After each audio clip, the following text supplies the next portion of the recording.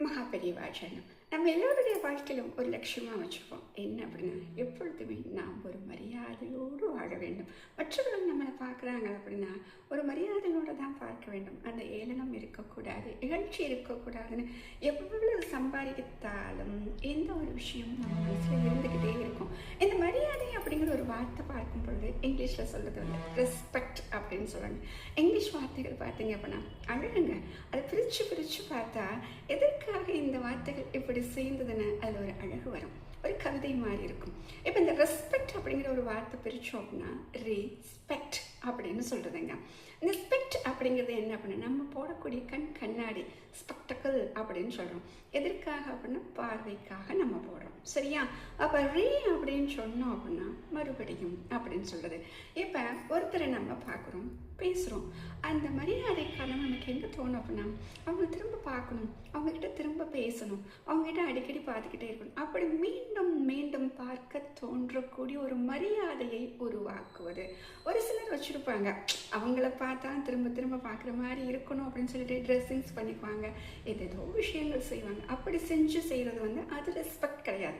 நம்ம நினைப்போம் அப்போ மீண்டும் மீண்டும் பார்க்க வைக்கிறதுனா இப்படிலாம் செய்கிறதா அப்படின்னு. அது கிடையாது ரெஸ்பெக்ட். அவர்கள் நடந்து கொள்ளக்கூடிய விதம், அப்படி அந்த விஷயங்களை கேட்கும் பொழுது பார்க்கும் பொழுது அவர்கள் மீது நாம் கொண்ட பார்வை மாறுது பாருங்க.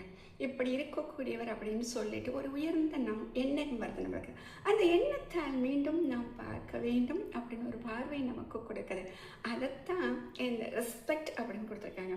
அப்போ வார்த்தைகளை உருவாக்கும் பொழுது கூட இந்த அர்த்தம் இருக்குங்க. சில வார்த்தைகள் நம்ம வந்து மனப்பாடம் பண்ணுறதோ புரிஞ்சுக்கிறதோ ஸ்பெல்லிங் வைக்கிறதோ எதையோ கஷ்டமாக இருக்குன்னு வச்சுக்கோங்க. இங்கிலீஷை பொறுத்த வரைக்கும் இது ஒரு க்ளூ இருக்குது.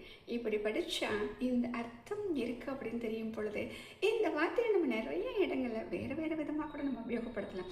ஏன் இப்போ நான் வார்த்தைக்கு வந்து உயிரே இல்லாமல் ஒரே ஒரு வார்த்தையாக மட்டும் நினைக்காம அந்த வார்த்தைக்குள் இத்தனை அர்த்தம் இருக்குன்னு தெரிஞ்சிச்சு அப்படின்னா அந்த வார்த்தையை நாம் உபயோகப்படுத்தக்கூடிய இடங்களும் மாறும். அப்போ அந்த வார்த்தைகளில் காட்டக்கூடிய ஜாலங்கள் இருக்கு இல்லையா, அதற்கு வந்து என்ன கிடைக்கும் அப்படின்னா, ஆஹா எவ்வளவு அழகாக இவர் இங்கிலீஷ் எழுதுறாருங்க, இவரை மாதிரி யாரும் எழுத முடியாதுங்க அப்படின்னு ஒரு அழகான பேர் நமக்கு கிடைக்கும்.